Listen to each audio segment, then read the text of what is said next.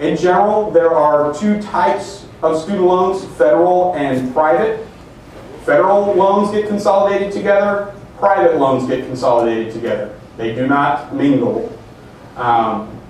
Consolidating student loans, it's gotten a little easier in the last year and a half, but for a while it was actually fairly difficult because those big banks that we talked about that were in trouble, those are the ones that typically are doing the lending for the consolidating, and they just were hoarding their money and not lending it out, so it made it difficult to do a student loan consolidation. Like Sallie Mae is they tend to be one of the larger student loan consolidations. Your federal will all be consolidated together.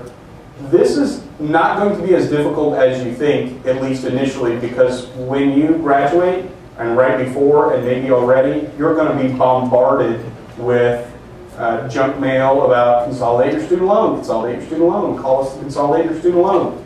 You need to pick 3 or 4 of those and you need to call them. And you need to say, let's pull up my account, see how many student loans that I have, tell me what you would consolidate them for, what interest rate would you give me. And do not make a decision right there on the spot over the phone. Call 3 or 4 more and figure out what they'll give me. And then call one of them back and say, well, they told me they'd give 5%, so if you can't do better than 5%, then I'm going to go with them. And because you'll have a little bit of the negotiating power when it comes to that, a little. Because that environment is getting better. The interest on your student loans, you'll get a 1099 in the mail for. It is tax deductible. So as long as you don't make over, I think it's $56,000 for a single person and like $80,000 for a married couple.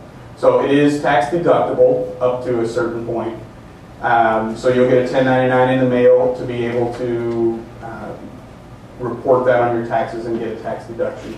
But as far as consolidating student loans, the financial aid office, again, great resource. The other thing I would tell you to do is challenge some of those consolidation companies by calling multiple and getting quotes from more than one. Once you figure out which one you're going to go with and you consolidate the student loans, 6 months after you graduate, your first student loan payment is due. If you go back to school, your payments will be deferred while you're still in school. Don't just assume that they're going to be deferred, however. You need to call and tell your student loan people that you are enrolling in school. They should know that.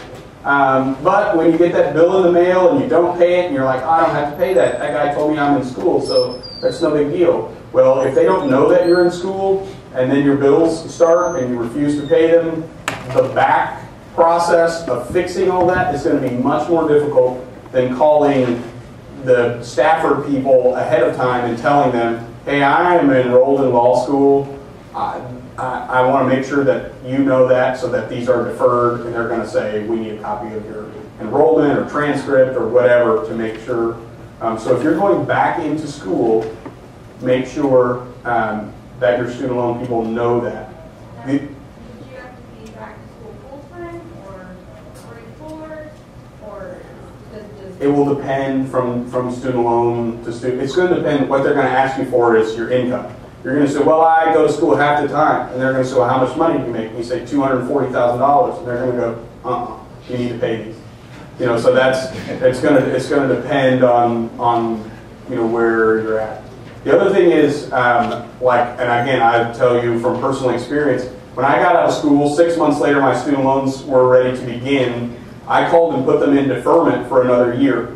I was starting a business. I had startup costs. I did not have a lot of money, and I certainly didn't have the $400 a month that they wanted for my student loan payment. So I called and put the student loans in deferment for a full year while I got the business up and running and off the ground. The loan still accumulated interest as if I was supposed to be paying them, but the payments were not due for a full year. So depending on your income, you can do a hardship deferment, and they'll usually either do 6 months and allow you to renew it for another 6. After a full year, however, they're going to really start wanting money if you're not in school. So it's just one thing to keep in mind.